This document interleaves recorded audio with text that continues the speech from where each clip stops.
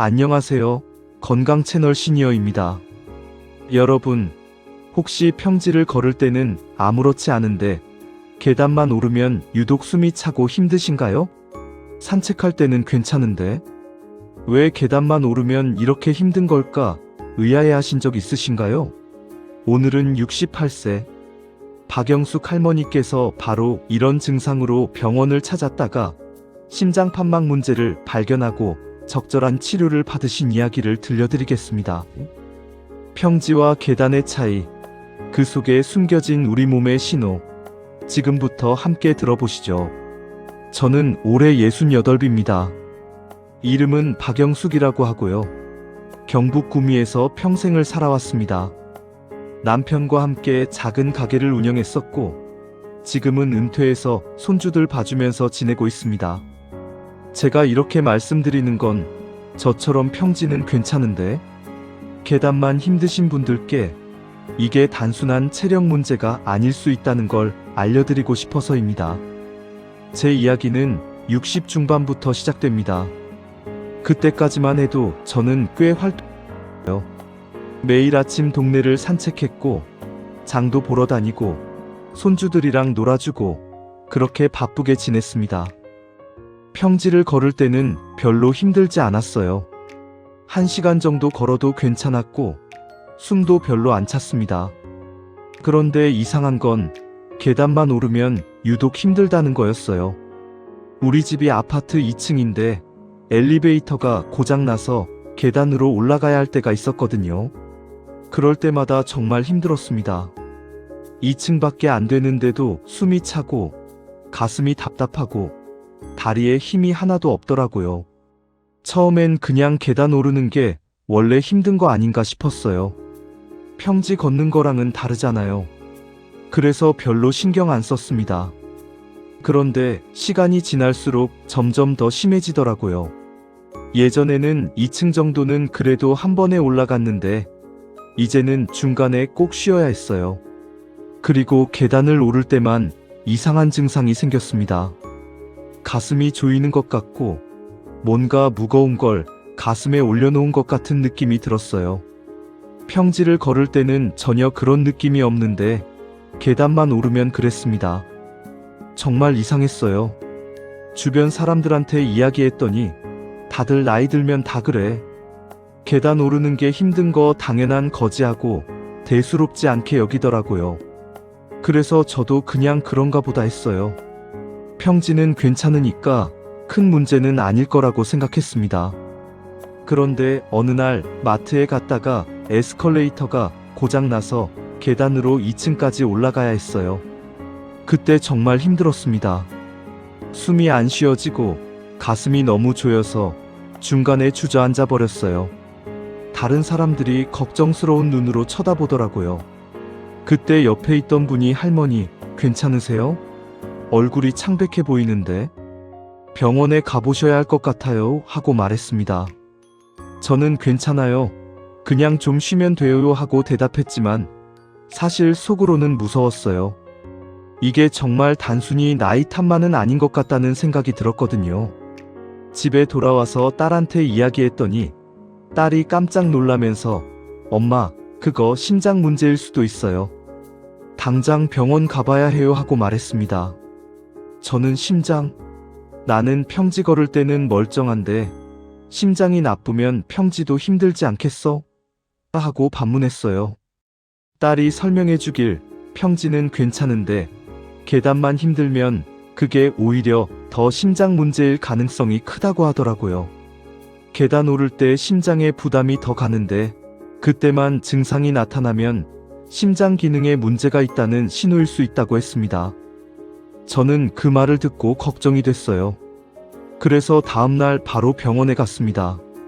순환기내과에 가서 선생님께 증상을 자세히 말씀드렸어요. 선생님, 저는 평지 걸을 때는 아무렇지 않은데 계단만 오르면 숨이 차고 가슴이 조이는 것 같아요 하고요. 선생님이 제 말을 듣고 고개를 끄덕이시면서 그 증상이 중요한 신호입니다. 여러 가지 검사를 해봐야겠어요 하고 말씀하셨습니다. 그날 심전도 검사, 흉부 엑스레이를 받았고 다음 날 심장 초음파 검사 예약을 했어요. 며칠 후에 심장 초음파 검사를 받았습니다. 검사하는 동안 선생님이 화면을 보시면서 하고 뭔가 발견하신 것 같더라고요. 저는 가슴이 두근거렸습니다. 뭔가 문제가 있나 보다 싶었어요. 검사가 끝나고 결과를 들었는데 선생님이 박 선생님, 심장 판막에 문제가 있습니다 하고 말씀하셨어요. 저는 깜짝 놀라서 심장 판막이요? 그게 뭔가요? 하고 여쭤봤습니다. 선생님이 자세히 설명해 주셨어요. 심장에는 판막이라는 게 있는데 이게 마치 문처럼 열리고 닫히면서 혈액이 한 방향으로만 흐르도록 조절한다고요. 그런데 제 경우에는 이 판막이 제대로 닫히지 않아서 혈액이 역류한다고 하셨어요. 이걸 승모판 폐쇄부전증이라고 부른다고 하시더라고요. 저는 그럼 그게 심각한 건가요? 하고 물었습니다. 선생님이 지금은 중등도 정도이고 당장 수술이 필요한 상태는 아닙니다. 하지만 관리를 안 하면 점점 나빠질 수 있어요. 하고 말씀하셨어요. 그리고 또 한 가지 설명해 주신 게 왜 평지는 괜찮은데 계단만 힘든지였어요. 선생님이 평지를 걸을 때는 심장에 부담이 크지 않아요. 그런데 계단을 오를 때는 중력을 이기고 몸을 위로 끌어올려야 하니까 심장이 훨씬 더 열심히 일해야 합니다. 판막에 문제가 있으면 이렇게 심장이 열심히 일해야 할 때 혈액 공급이 제대로 안 되니까 숨이 차고 가슴이 조이는 증상이 생기는 거예요. 하고 설명해 주셨습니다. 저는 그제야 이해가 됐습니다. 아, 그래서 평지는 괜찮은데 계단만 힘들었구나. 심장 판막 문제 때문이었구나. 그렇게 깨달았어요. 선생님이 지금부터 관리를 잘 하셔야 합니다. 약도 드시고 정기적으로 검사도 받으시고 생활 습관도 바꾸셔야 해요 하고 말씀하셨습니다. 그리고 너무 무거운 것 들지 말고 격한 운동은 피하고 하지만 적당한 운동은 꾸준히 하라고 하셨어요. 저는 막막했습니다. 심장 판막 문제라니 처음 듣는 진단이었고 어떻게 관리해야 할지 잘 몰랐어요. 선생님이 제 표정을 보시고 너무 걱정하지 마세요. 잘 관리하면 일상생활하는데 큰 문제 없어요. 제가 자세히 설명해 드릴게요 하고 말씀하셨습니다. 선생님이 구체적으로 알려주신 방법들이 있었어요. 첫째, 혈압을 잘 관리해야 한다고 하셨습니다. 혈압이 높으면 판막에 더 부담이 가니까 혈압을 정상으로 유지하는 게 중요하다고요. 약을 처방해 주시고 매일 아침 혈압을 재라고 하셨어요. 둘째, 체중을 관리하라고 하셨습니다. 체중이 많이 나가면 심장에 부담이 되니까 적정 체중을 유지하는 게 좋다고 하셨어요. 저는 키가 155cm인데 몸무게가 62kg였거든요. 선생님이 55kg 정도로 줄이는 게 좋겠다고 하셨습니다. 셋째, 염분을 줄이라고 하셨어요. 짜게 먹으면 혈압이 오르고 심장에 부담이 가니까 싱겁게 먹는 습관을 들여야 한다고 하셨습니다. 넷째, 적당한 운동을 꾸준히 하라고 하셨어요. 격한 운동은 피하되 평지 걷기 같은 가벼운 운동은 매일 하는 게 좋다고 하셨습니다. 하루 30분 정도 걷는 게 이상적이라고 하시더라고요.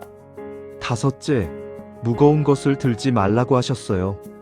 손주들 앉는 것도 조심하고 장 본 것 무거운 거 들고 계단 오르는 것도 피하라고 하셨습니다. 여섯째, 정기적으로 검사를 받아야 한다고 하셨어요. 6개월에 한 번씩 심장 초음파를 받아서 판막 상태가 어떻게 변하는지 확인해야 한다고 하셨습니다. 일곱째, 증상이 악화되면 즉시 병원에 오라고 하셨어요. 숨이 더 차거나 가슴 통증이 심해지거나 다리가 붓거나 하면 바로 오라고 하시더라고요. 저는 그날부터 바로 실천하기 시작했습니다. 혈압약을 매일 먹고 아침마다 혈압을 쟀어요. 그리고 체중을 줄이기 위해 식단을 바꿨습니다. 밤양을 줄이고 짜게 먹던 습관을 고치려고 노력했어요. 처음엔 정말 힘들었습니다. 평생 짜게 먹었는데 갑자기 싱겁게 먹으려니까 음식이 맛이 없더라고요. 그리고 체중 줄이는 것도 쉽지 않았어요. 하지만 딸이 많이 도와줬습니다. 식단을 짜주고 같이 걸어주고 제가 포기하려고 하면 격려해줬어요. 한 달쯤 지나니까 조금씩 변화가 느껴졌어요. 혈압이 안정됐습니다. 처음에는 140에 90 정도였는데 한 달 후에는 130에 85 정도로 낮아졌어요. 그리고 체중도 2kg 빠졌습니다. 그런데 제일 신기했던 건 계단 오르는 게 조금 덜 힘들어졌다는 거예요. 여전히 평지보다는 힘들었지만 예전만큼은 아니었습니다. 2층까지 한 번에 올라갈 수 있게 됐어요. 2달째 되니까 더 확실해졌습니다. 혈압이 120에 80으로 완전히 정상이 됐고 체중도 4kg가 빠져서 58kg가 됐어요.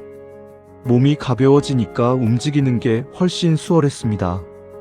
3달이 지나고 병원에 가서 검사를 받았습니다. 선생님이 혈압도 안정됐고 체중도 줄었고 정말 잘하고 계시네요 하고 말씀하시면서 심장 초음파를 다시 받아보자고 하셨어요. 검사 결과를 보시더니 선생님이 판막 상태가 악화되지 않았어요. 오히려 조금 나아진 것 같네요.